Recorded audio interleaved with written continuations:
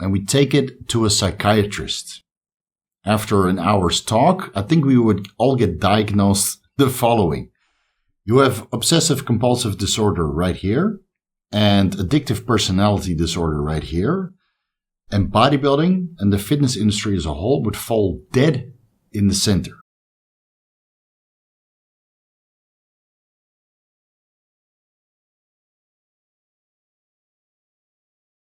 Vigorous Steve here. Let's talk about addiction. Yes, we are going to go there because nobody else in the fitness industry wants to talk about addiction. But we're all kind of addicted to taking performance-enhancing drugs. So this is mostly a warning for the guys that are still thinking about dabbling with the PEDs. Maybe think about testosterone replacement therapy or think about doing their first cycle. You might start off being very conservative, just like I started off very conservative. I'm going to do my first cycle and it's 250 test. People thought I was crazy. People still think I'm crazy, right? Because the forum said 500 milligrams a test with a debulk kickstart. But I was conservative. I was a little bit cautious. I wanted to start off low. That was my first cycle, right? I started with 250 tests, maybe added in a little compounds as I went along. Started with one compound, ended up with 5-6 compounds, right? I switched from test enanthate to test probe, added in the winstrol, clenbuterol came in somewhere, ACG came in, and the Arimidex. It starts off conservative, and then as you go along, more and more compounds get added. I don't know anybody, myself, besides people that use testosterone replacement therapy for medical purposes under the guidance of a doctor. Everybody that starts self-prescribing ends up like this. You start off conservative. You might get some experience with testosterone, then get some experience with ACG, and then start adding the Cialis, and maybe look into growth hormone, and then, okay, maybe this test and primo idea starts sounding a little bit good, Forget about the hair loss. If you suffer from hair loss, you start adding the finasteride, and maybe you need an aromatase inhibitor downstream as your dosages of testosterone goes up. And then you need supplements to keep yourself healthy. So now you're on astragalus root extract and ubiquinol and maybe carditone because you don't want to use a blood pressure medication yet, even though at one point everybody's going to resort to a blood pressure medication in the form of an Abivalol or telmisartan or Cialis, which probably was already in place since the beginning, right? You start adding more and more stuff in, and you find a reason to run all of them, right? They all have their unique characteristics. You start with the lowest effective dosages and to get a little bit of experience. And this is all from an ideal scenario. Most people don't even do this. They just throw the kitchen sink at it because I read it somewhere online that they do need to start with 500 milligrams a test. And then 6 weeks into it, they're ready for a consultation with me to fix them. So maybe you start off ideal, right? You start with the lowest effective dosages and then slowly start adding in compounds as you get experience with each compound individually. And then before you know it, you're on a slew of shit. Your stack is so complicated to the point you're on a stack like mine with 13 different compounds, albeit at all lowest effective dosages. But dude, 10 years into my performance enhancing drug journey, TRT plus for me is this: testosterone, primobolan, ACG, roloxifene, albeit that was an experiment, 5-amino-1-MQ, GHK copper. What else was I running? Liraglutide, modafinil, ezetimibe, telmisartan, nebivolol. I'm probably forgetting 2 more compounds, right? I think I was on 13 compounds up until a week ago. And I found a reason to run all of these compounds, right, for experimentation purposes, to see if roloxifene was really beneficial to resolve gynecomastia, which I'm still undecided of, right, to see how much of an effect this 5-amino-1-MQ would have on fat loss, right? We're running Semax or Selank, so that's already 13. And the HGH frag, or did I mention that already? 14 different compounds, guys, all at low and effective dosages for the sake of experimentation, see how much of a benefit they would have. But let's be fucking honest. It's an addiction. It's an addiction to experiment, which I did not have. Well, no, that's not true. I did have an addiction with experimentation because before I started introducing performance enhancing drugs at the age of 26, I experimented with recreational drugs. And maybe that's Holland, it was very easy to attain in Holland. And even though I never got addicted to anything, I would cycle through my recreational drugs when I was going through my recreational drug phase from the age of, well, let's say 16 to 21, 22 or so. And then I was abstaining for maybe 3 or 4 years from alcohol or anything else. I just didn't feel it was necessary. I was trying to focus on my business career. Yeah, funny how that turned out. So I had a phase in my life for experimenting with recreational drugs. That book is now closed and done for, right? I'm happy that I did it, but I don't really have the need or desire to experiment with those compounds again. And now that I'm using performance-enhancing drugs for the sake of bodybuilding and trying to improve my overall quality of life and bodybuilding aspirations, the experimentation continues. So I feel that, right, the experimentation has just been a part of my life as I experimented with different kinds of women or traveling, right, experimenting with different kinds of countries. I always trying to look for new experiences through experimentation. But I honestly think it's an addiction. And I'm not the only one that suffers from this. Many of you guys suffer from the same addiction. You want to try out this compound. You want to try out that compound. You make a little note. You make a little short list of the compounds that you liked. The PEDs, right, which we discussed in the previous video, the performance-enhancing drugs I have consumed and liked or enjoyed. And then you have an even bigger list of the PEDs, the performance-enhancing drugs that I've known and disliked. And then out of all the PEDs that you do enjoy, and you figured out effective dosages which don't really detract from your health, then you just throw them all together, man. Just throw them all together. It can be healthy, right? It can be healthy in the long term. And still we all do it. Still we all do it. Every day I get messages or emails or questions regarding the most complicated stacks, just as complicated as the one that I was running, or at least cumbersome, I would say so myself. I had a lot of injections and administrations, oral administrations, nasal spray administrations, subcutaneous, intramuscular administrations, all spaced out over the week.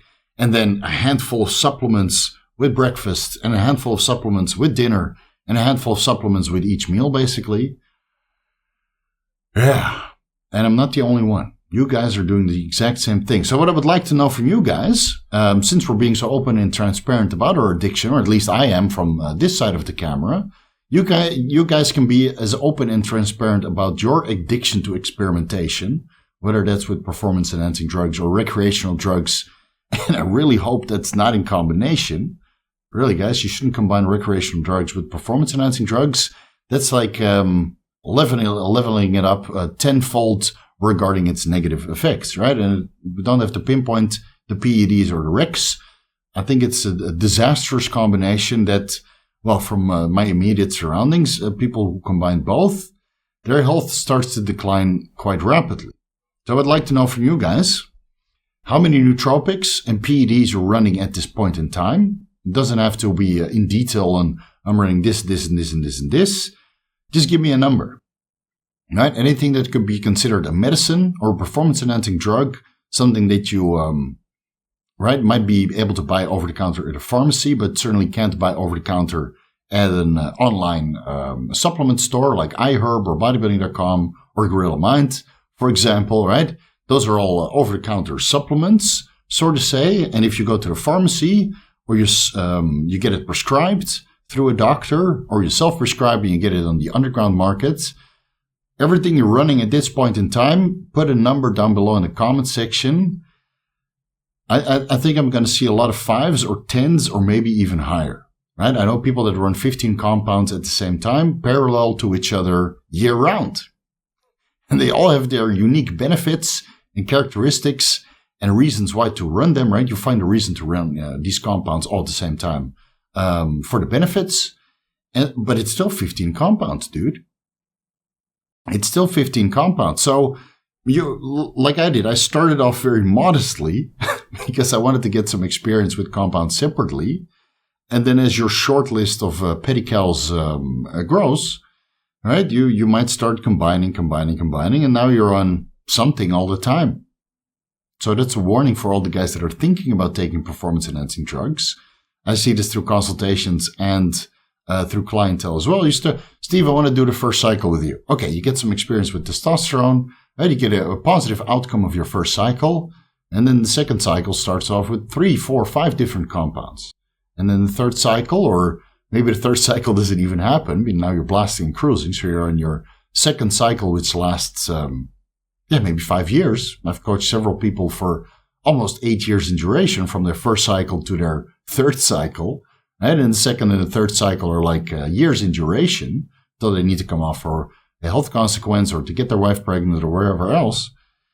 Right? You see how people progress through their performance-enhancing drug journey, and it just gets more complicated as the time goes on. And of course, the health screening is in place, at least with the clients that I'm coaching.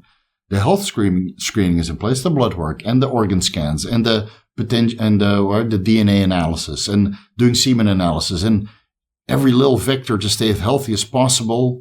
Health supplementation, ancillaries, moderate dosages. Still, it's very, very complicated. And the experimentation never ends, at least with the people that I'm in contact with. The clients want to keep experimenting. I like to keep experimenting. I'm sure you guys like to keep experimenting with different compounds. And I think that's where the addiction lies. It's not necessarily using performance-enhancing drugs, but experimenting with performance-enhancing drugs and trying to reach the ultimate cocktail of where your well-being is good, your mood is good, your libido is phenomenal, you're energetic all day, you don't feel lethargic or moody or angry or et cetera, et cetera, et cetera. And all the side effects are pretty much mitigated. Your digestion is perfect. And all the benefits of PEDs are in place without side effects, or at least tolerable side effects in your health is acceptable, or at least explainable, I would say. And I think I'm like almost there. Almost. And I still want to continue to experiment. So again, food for thought for the guys who are thinking about going on performance-enhancing drugs. You might start off cautious, but a couple of years into it, you've made your fair share of mistakes, and the experimentation just keeps going. It just keeps going. So I'm sure I won't detract anybody from taking performance-enhancing drugs in the future. But yeah, it's something to consider because I see it all the time, right? Through consultations and clients. You start here, you end up there, and it's infinitely more complicated 5 years, 10 years into it. You do get more cautious, right? You get your like a rebel experimentation phase in the beginning when you're reading the message board and you do a low test and high tren or a high anadrol or whatever stupid experiment with DNP. Right? I've gone through all of that also myself. I know it was a mistake.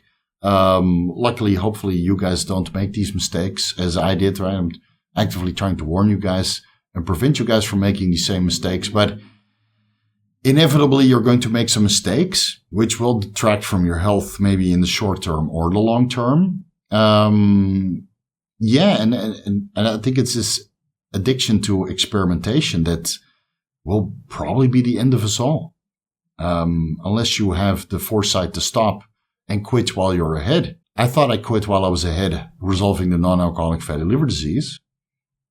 And now I'm back on cycle with a 15-compound protocol. So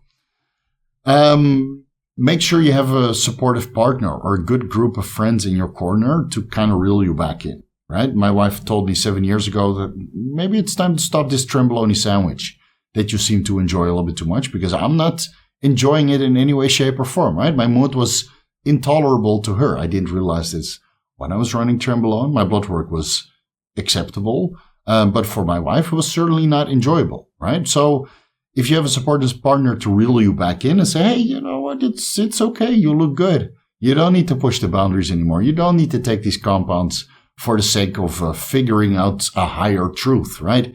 To compare the scientific literature to anecdotal reports and hands-on experience and turn that into knowledge, right? Because there's always a gap between the scientific evidence and the things that we do in bodybuilding and the fitness community as a whole. There's a huge gap, and we're actively trying to combine that, turn that into knowledge. And But I'm slowly starting to realize that I don't need to be the one, right, to bring new knowledge to the forefront as at the expense of my health. So if you have a good supportive partner in your corner, you can, right, deal with this addiction to a certain extent. And then, well, I think we'll all have to go through this. Once you get a couple of health scares, that's how you probably deal with the addiction the best. Which the health scares you won't have in the beginning because you haven't gone through that experimentation phase yourself yet, which will inevitably occur. All right, I'll leave it at that. This is just some food for thought, something for you to consider going forward. I will leave you with this. Let's say we take bodybuilding and the fitness industry as a whole, and we take it to a psychiatrist. After an hour's talk, I think we would all get diagnosed the following. You have obsessive compulsive disorder right here, and addictive personality disorder right here. And bodybuilding and the fitness industry as a whole would fall dead in the center. So just please keep this in the back of your head. It's an addiction for all of us to a certain extent that manifests in very small things or full-blown abuse. And as long as you stay on top of your blood work, your organ imaging, your healthy diet, whatever diet you might follow, the best diet you can follow with the information that you have in the body that you were given. All right, the health supplementation in place, the daily fasted cardio, etc., etc., etc. Anything you need to do to keep yourself as healthy as possible, at least makes your addiction livable for a longer period of time. And if you're not doing that, what we see in the bodybuilding and fitness community over and over and over and over again, people who don't manage their addiction end up dying. Literally. I'll leave it at that. Thank you guys so much for watching. If you're looking for the most comprehensive guides to bodybuilding pharmacology, you can find the ebooks on my website at vigoroussteve.com/shop. Personalized advice always available through consultations. If you want to talk about your addiction, hit me up. All right? You're not alone. I recognize this in myself. I recognized this when I came off cycle and started fantasizing about my next cycle. It's an addiction. If you want to talk about it, I'm available through consultations, right? Whether you want to do a post-cycle therapy, I have an ebook for that as well, or you simply want to manage your health a little bit better, I'm there, right? Schedule a consultation. We'll talk about it. Follow me on Instagram at VigorSteve. Front double bicep. Yeah, addictive personality disorder, front double bicep for the Vigorous crew. Let's all stay safe, guys. Let's stay as healthy as possible and manage this addiction the best we can. Thank you guys so much for watching, and I'll see you in the next video. Probably discussing, something to fuel the addiction. Well, it is what it is. See you guys in the next video.